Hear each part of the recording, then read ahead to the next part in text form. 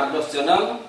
Nah, pada sesi ini saya akan membahas ya dengan topik pembelajaran kita pada sesi pertemuan ke-9 ya terkait biaya standar ya, standard cost. Nah, mohon diperhatikan dari awal hingga selesai penjelasan ini supaya adik-adik mahasiswa bisa lebih mudah mempelajari materi kita. Nah, kalau ada yang tidak dimengerti, boleh langsung Anda komen pada konten YouTube kita, atau boleh Anda telepon saya atau WA saya. Silakan Anda tanya mana yang tidak Anda mengerti. Dan juga nanti mohon Anda perhatikan tugas yang akan Anda kerjakan.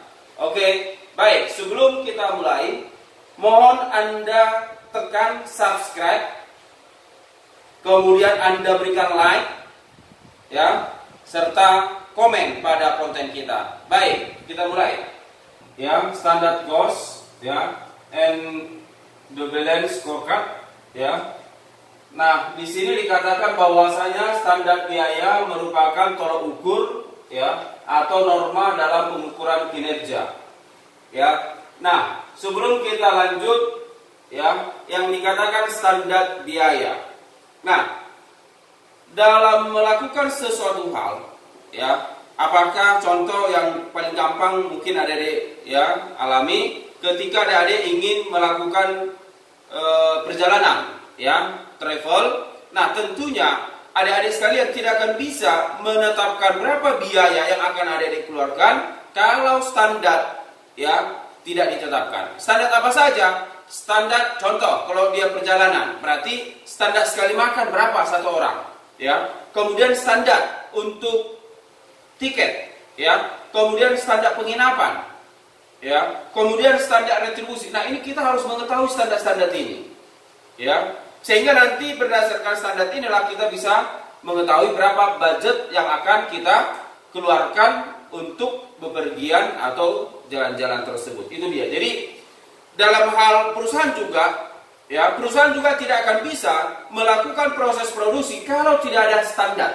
ya. Standar apa? Standar biaya, ya. Nah, standar biaya ini dapat diukur dua hal. Yang pertama itu ada standar daripada kuantitas, ada standar daripada price, harga. Nah, kedua ini saling mengikat, ya. Nah, di sini dikatakan bahwasanya standar harga, ya, quantity standar ini dapat diukur dari, ya, penggunaan bahan baku, ya. Oke, bahan baku yang masuk untuk digunakan, ya, untuk menghasilkan produk. Sedangkan dia standar harga ini terkait dengan, ya, harga atau, ya, nilai yang kita bayarkan atau yang kita keluarkan produk yang akan kita hasilkan, ya. Jadi tadi kalau standar kuantitas, quantity yang akan kita gunakan, ya. Contoh, kalau dia tepung, berarti berapa untuk menghasilkan satu produk, berapa ons atau berapa kilo lah bahan baku yang akan kita gunakan.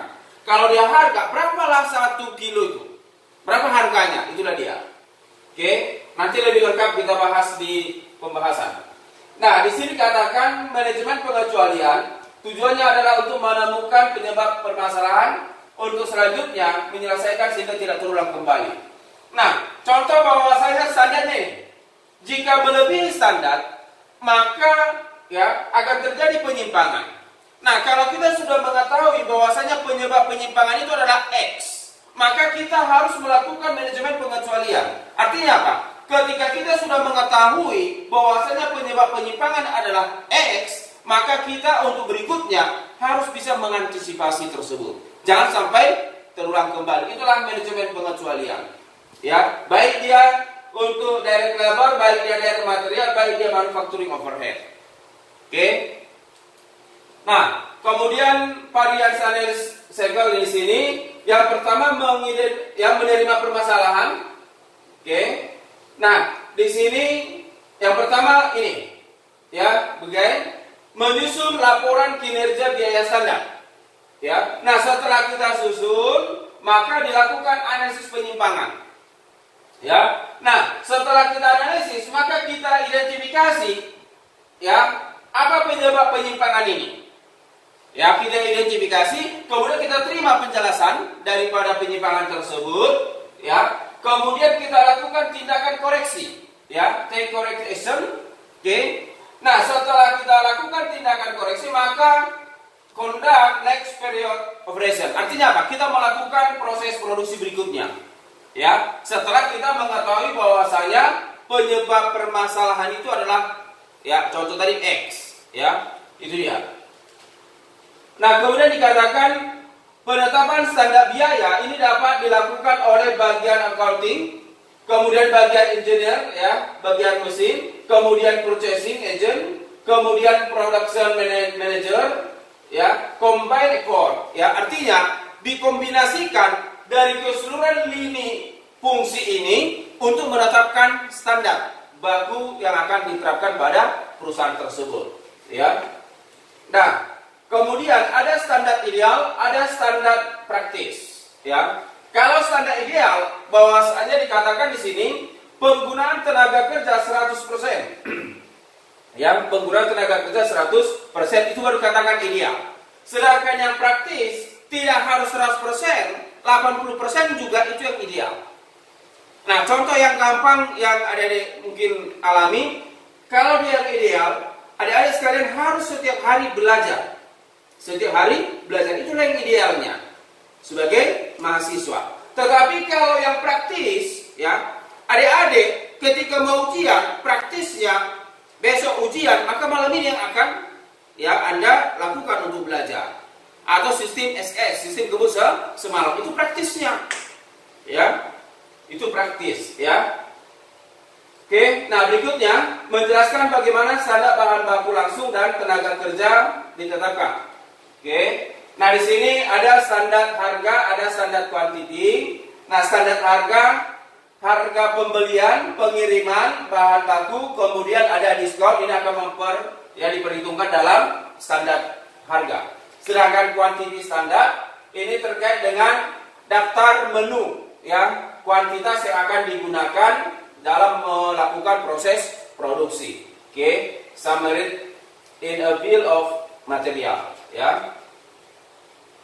Nah, kemudian, ya, di sini untuk direct labor, untuk tenaga kerja, standar tarif, ya, dan standar waktu, ya. Nah, di sini ini menyangkut kalau dia tarik berapa besar, ya, yang akan kita bayarkan kepada tenaga kerja, artinya upah, ya, duitnya. Oke. Sedangkan di sini jamnya, ya, jamnya use time and motion, ya, studies for each labor operation. Oke. Nah, di sini ini menyangkut, ya, waktu yang digunakan, ya, untuk melakukan suatu proses produksi, ya, itu dikatakan standar waktunya. Oke. Ada dia untuk menghasilkan satu produk dibutuhkan setengah jam, ada dia 2 jam. Nah, tergantung, ya, tergantung produk yang akan dihasilkan. Oke. Kemudian setting variable overhead standarnya. Nah, ini dia, ini menyangkut, ya, portion, ya. Kalau dia overhead ini menyangkut tenaga kerja juga. Ya, artinya apa? Nah, di sini bahwasanya untuk overhead ini berdasarkan tenaga kerja langsung. Berarti ada tarif, ya, ada tarif yang akan dibebankan kepada, ya, tenaga kerja langsung dalam melakukan kegiatan overhead tersebut, ya. Nah, sedangkan activity standar ini menyangkut, ini bersama juga. Ini menyangkut kegiatannya. Kalau contoh seperti dia ngecat. Nah, tenaga kerjanya itu adalah tenaga kerja langsung. Maka itulah menghitung tarifnya. Sedangkan di sini aktivitasnya. Untuk sekali ngecat berapa menit? Ya, itulah di sini, ya. Nah, kemudian standar cost card-nya ini contoh, ya, ada standar quantity atau jam, kemudian harga, kemudian biaya. Ini direct material 3, ya. Ini $4, maka total 12. Direct labor-nya juga demikian, nanti Anda perhatikan. Kemudian standar dengan budget, ya. Nah, kalau dikatakan budget ini adalah secara total, ya. Sedangkan standar ini dia per unit. Makanya tadi kalau Anda akan jalan-jalan, Anda yang dikatakan sekali makan itu adalah standar. Tetapi total biaya makan Anda selama perjalanan itu yang dikatakan anggaran. Ya, total kegiatan, total keseluruhan, baik makan, baik travel, itulah yang dikatakan anggaran. Ya, budget. Oke, standar per unit, budget secara total. Nah, pertanyaan saya, dari sisi antara budget dengan standar ini sama-sama berbeda. Yang ini dia per unit standar, sedangkan budget dia secara total. Kalau saya tanya, apa persamaan di antara kedua ini? Ya, silakan angkat tangan. Baik, tidak ada. Oke, kita lanjut. Nah, persamaannya seperti ini. Budget standar, anggaran standar.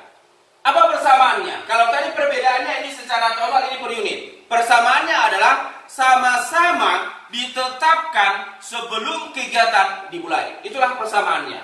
Ya, anggaran juga ditetapkan sebelum kegiatan dimulai. Standar juga ditetapkan sebelum kegiatan dimulai. Oke ya? Baik. Nah, di sini ya price and quantity standard.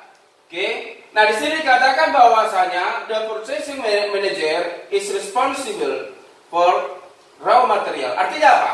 Bahwasanya manajer pembelian akan merespon ya bahan baku yang akan dibeli, ya bahan baku yang dibeli dan diproduksi ya oleh bagian manajer produksi. Oke, yang akan digunakan oleh manajer produksi. Bahwasanya kalau dia manajer pembelian, dia akan merespon bahan baku yang dibeli.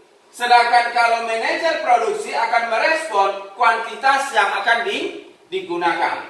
Ya, nah dikatakan di sini bahwasanya apabila antara pembelian ya dengan penggunaan daripada bahan baku tersebut berbeda, ya kita beli sekarang, digunakan dia besok, maka di situ akan ya itu yang dikatakan persediaan, disediakan untuk diproduksi.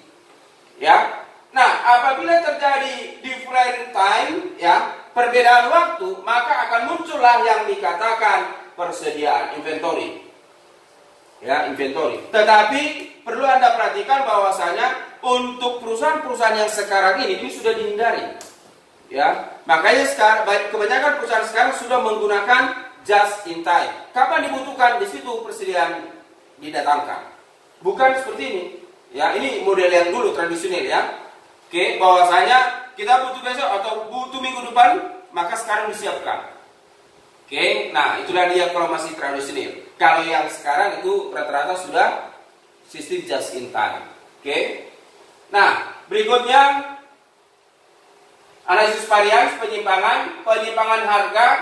Ini perbedaan antara harga aktual dengan standar. Kalau dia quantity, perbedaan antara kuantitas aktual dengan kuantitas standar. Ya. Kemudian, nah ini dia, kalau kita lihat penyimpangan harga ini terdiri dari kuantitas aktual dikali harga aktual dibanding kuantitas aktual dikali harga standar. Nah, kalau saya sederhanakan seperti ini, ya, dikatakan bahwasanya penyimpangan, ya, harga sama dengan, ya, kuantiti aktual dikali, ya, kuantiti harga. Oke, dibanding daripada ya kuantiti aktual dikali daripada harga. Sorry ini ya. Oke. Ulang ya. Penyimpangan harga sama dengan kuantiti aktual dikali daripada harga aktual dibanding kuantiti aktual dikali harga standar. Ya, kuantiti aktual kali harga standar. Nah, kalau kita lihat di sini perhatikan, kuantiti aktual, harga standar, harga aktual, harga standar, ya, harga aktual, harga standar. Nah, kita lihat, ini penyimpangan harga, ya, penyimpangan harga. Maka yang menjadi fokus kita adalah perhatikan harga, ini harga aktual, harga standar.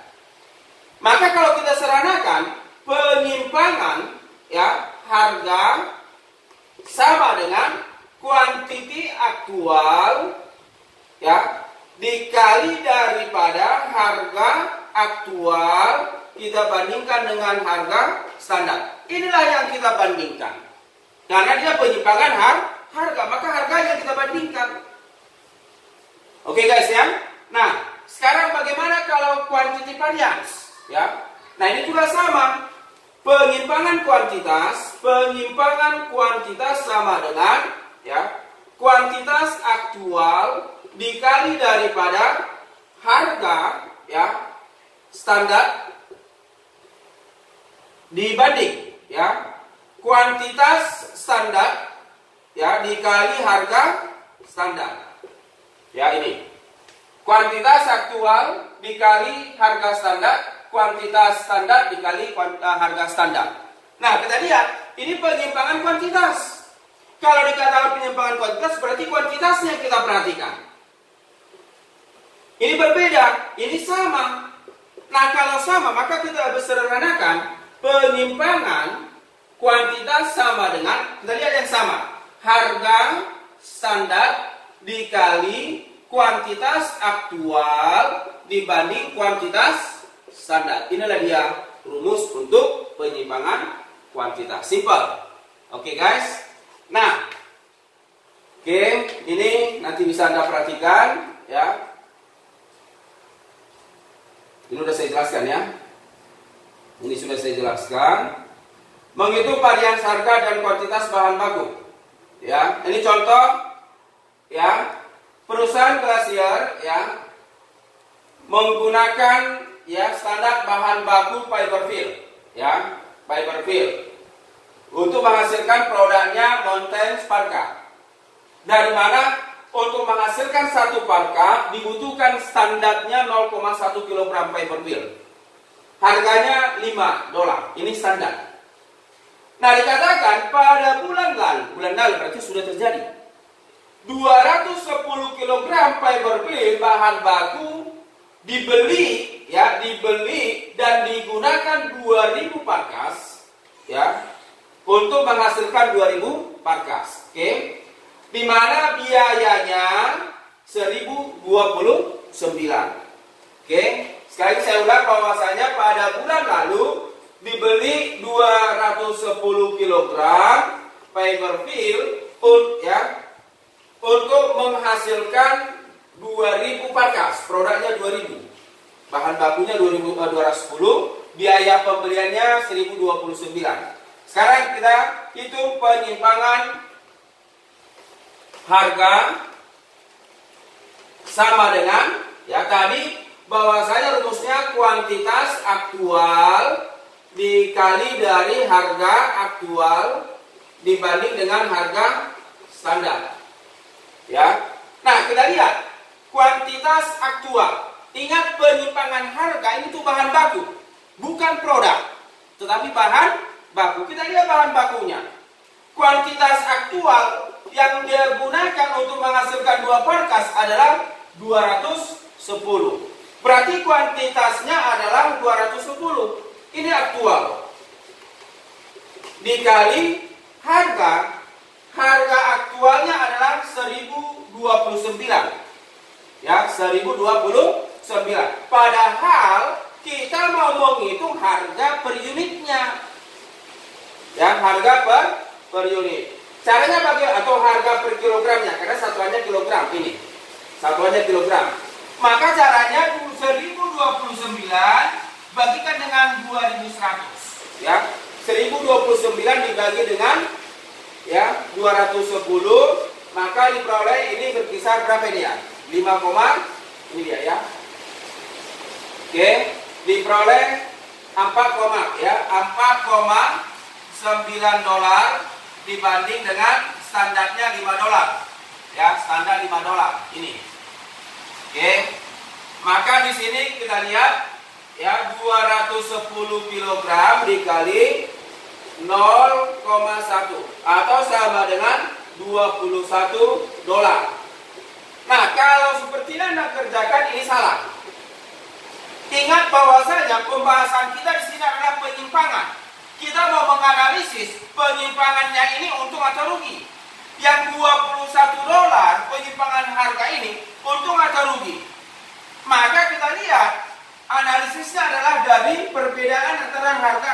dengan standar. Nah, ternyata harga aktualnya lebih kecil. Contoh seperti ini, gampang analisisnya. Ketika Anda mau membeli buku, ya, Anda minta dari orang tua, masih mau membeli. Ketika ya Anda meminta ke orang tua 100.000. Kenyataannya, ya, ketika udah Anda terima uang ini, kenyataannya yang Anda keluarkan untuk membeli buku 80.000. Kalau saya tanya, untung atau rugi?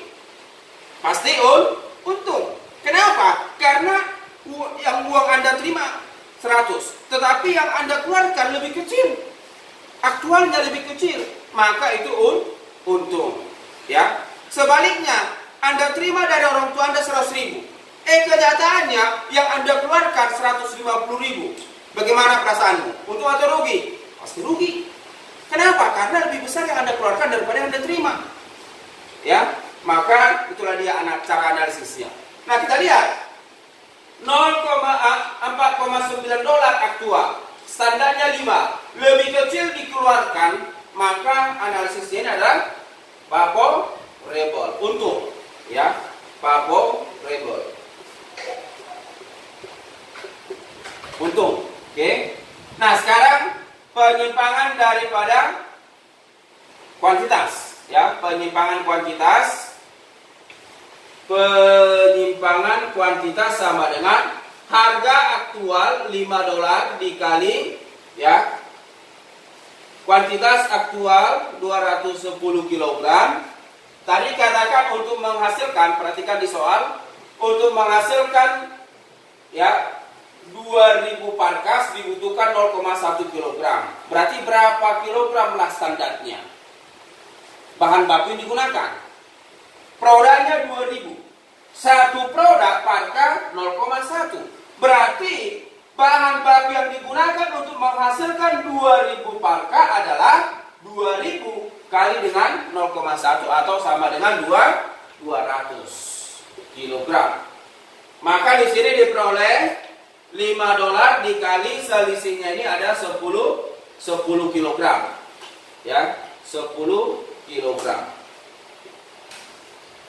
Ya, maka di sini diperoleh 50, ya, ribu dolar, 50.000 dolar. Analisisnya, perhatikan, standarnya 200, yang kenyataannya yang Anda beli 210, ya, standarnya 200, lebih banyak yang Anda beli daripada yang Anda pikirkan. Maka, ya, ini dikatakan unfavorable, ya, unfavorable.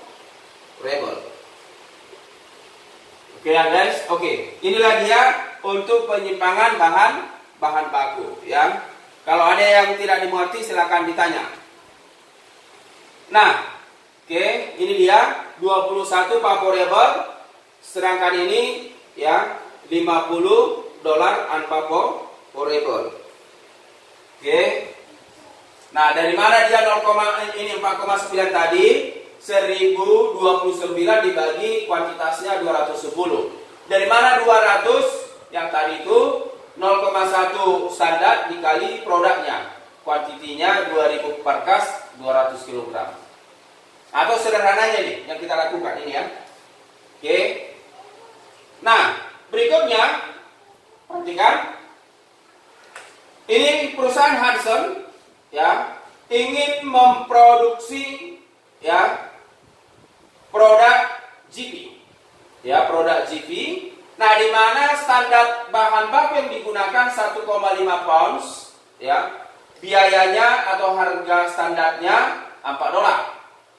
Pada minggu yang lalu 1.700 pounds bahan baku dibeli dan digunakan untuk menghasilkan 1000 GP.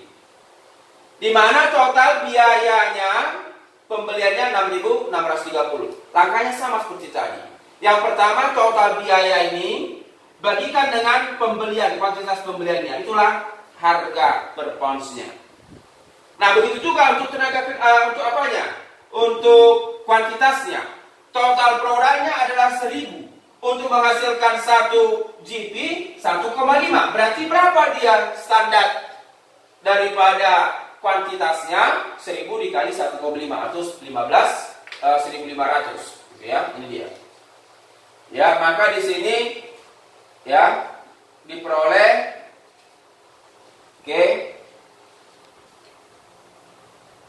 penyimpangan ya harga kuantitas aktual ya dikali harga aktual banding standar, harga standar. Maka di sini 1.700, dari mana 1.700? Ini ya, ini 1.700 dikali 3,9 dari mana? 3,9 itu 6.630 dibagi 1.700 ya. Empatnya ada ini standar soal, maka diperoleh menguntungkan ya margin price variance-nya. Material price variance-nya 170 favorable. Sedangkan material quantity variance-nya ini sama seperti tadi ya, bahwasanya harga standarnya tadi, harga standarnya $4 ya. Nah, kalau kita lihat di soal ini $4.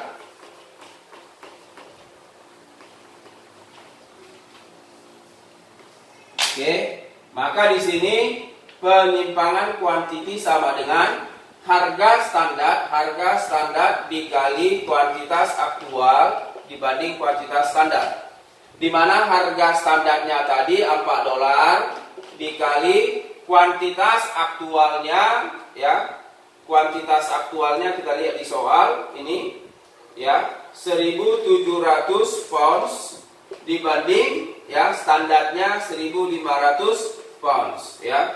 Maka diperoleh 4 dikali ini selisihnya 200 pounds atau sama dengan 800 ya. Nah, 800 ini untung atau rugi? Standarnya 1.900, kenyataannya 1.700, lebih besar. Berarti ini ANPA rugi ya.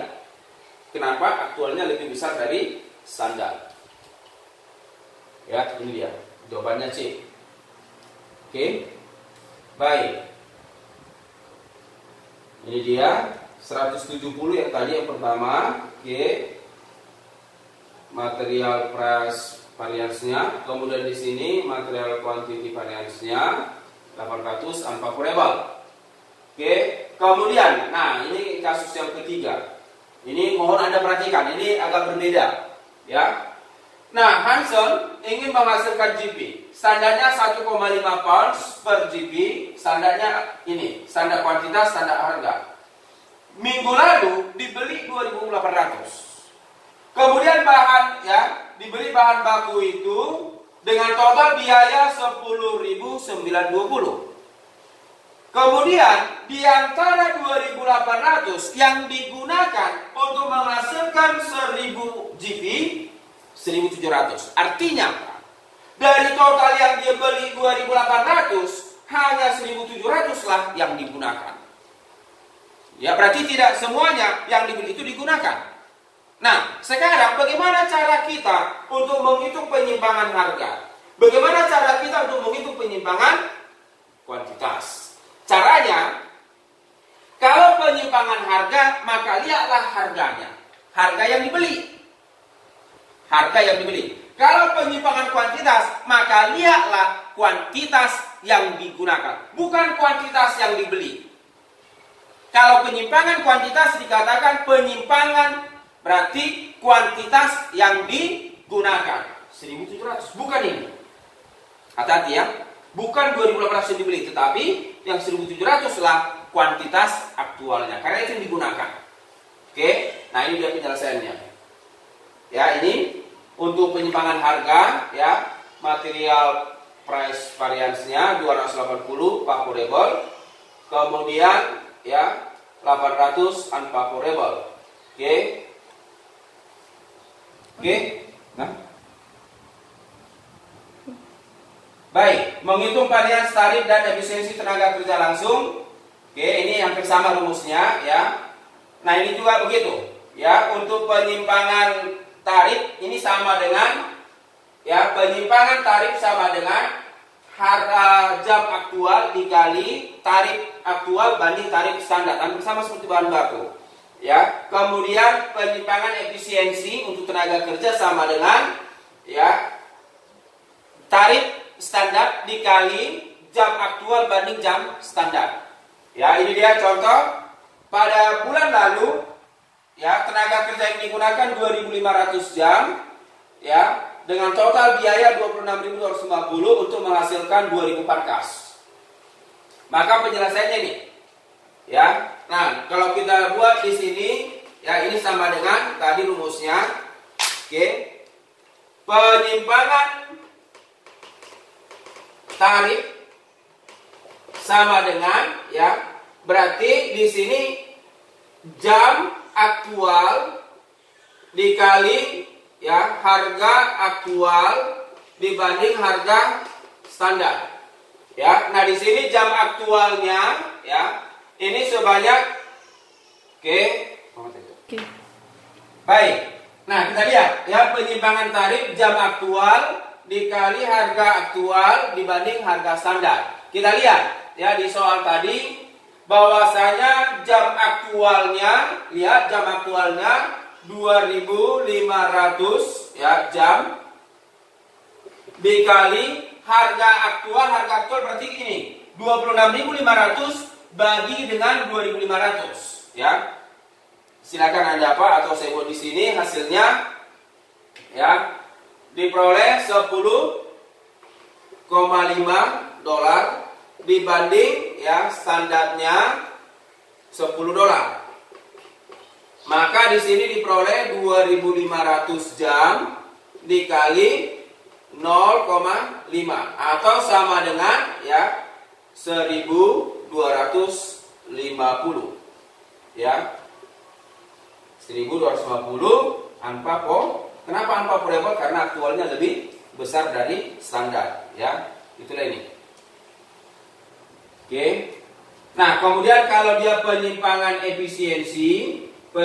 efisiensi sama dengan, ya, tarif standar dikali jam aktual dibanding jam standar.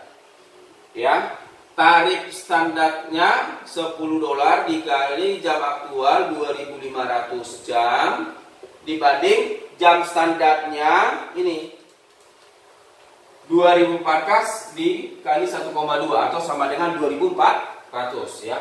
2.000 parkas produk dikali standar 1,2. Ya, maka di sini 2.400, ya, jam. Berarti diperoleh di sini ini 10, ini dia 100, berarti di sini diperoleh, ya, 1.000. Ya, aktualnya lebih tinggi berarti unfavorable, ya. Nah, ini dia. Ya, ini 1.250 unfavorable, ini dia 1.000 unfavorable, ya, penyimpangan efisiensi. Oke. Nah, dari mana dia 10.500? Total biaya dibagi kuantitasnya yang ya tarif tenaga kerja tadi.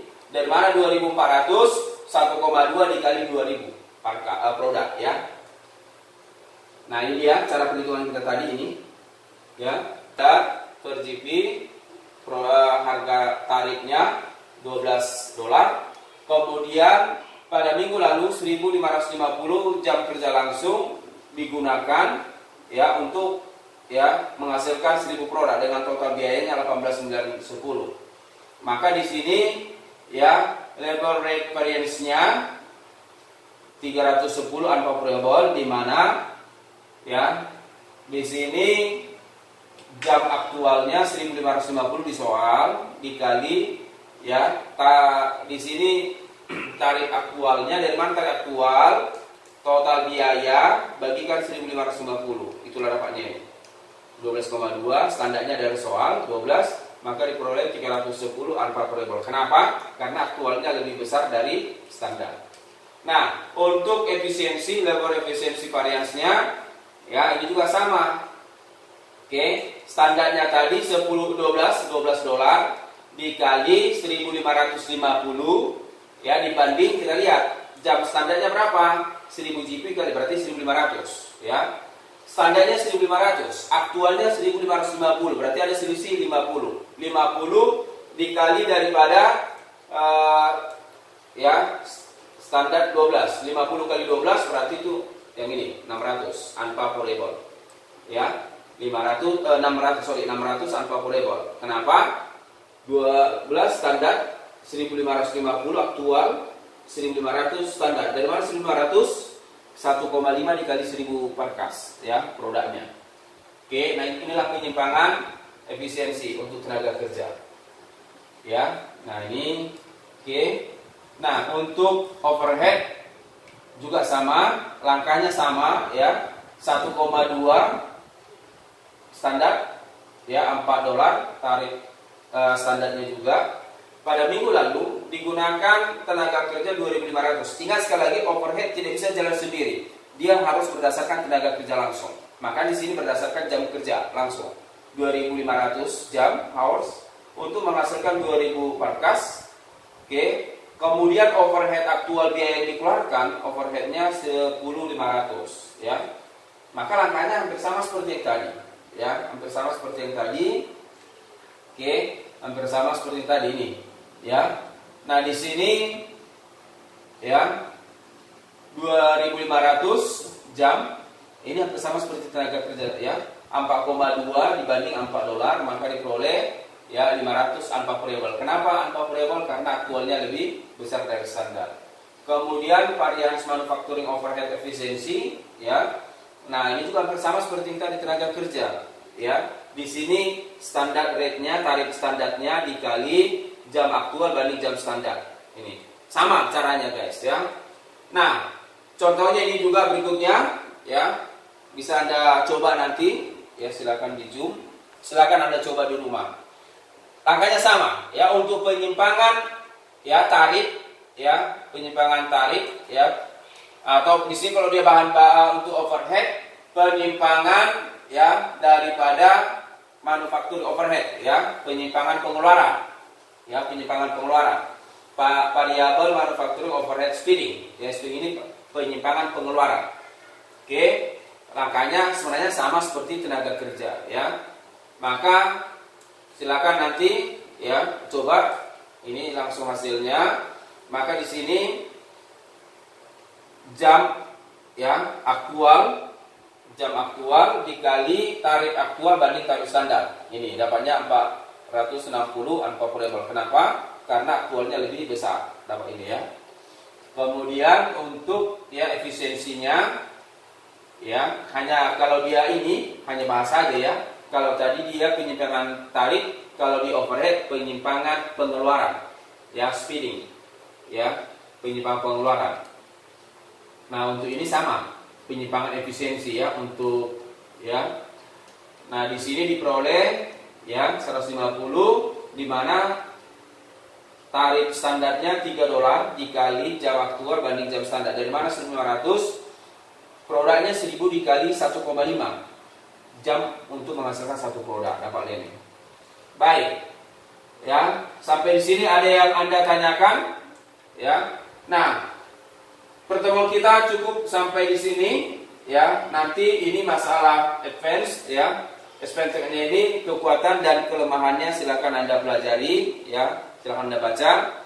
Nah, saya kira cukup pertemuan kita sampai di sini. Sampai ketemu di lain waktu. Nah, sebelum kita selesaikan, silakan Anda kerjakan tugas Anda dari bab yang 10. Dari bab 10 latihannya dari soal ya L10.4 ya, L10.4. Yang kedua L10.6 dan yang ketiga L10.8. L10.4, L10.6, L10.8. L10.4 itu terkait dengan bahan baku, L10.6 terkait dengan tenaga kerja, L10.8 terkait overhead. Itulah tugas Anda. Saya berikan waktu 2 hari ya, 48 jam dari sekarang waktu Anda untuk mengerjakan ya. Silakan Anda upload di Google Classroom kita. Oke, selamat malam, Horas.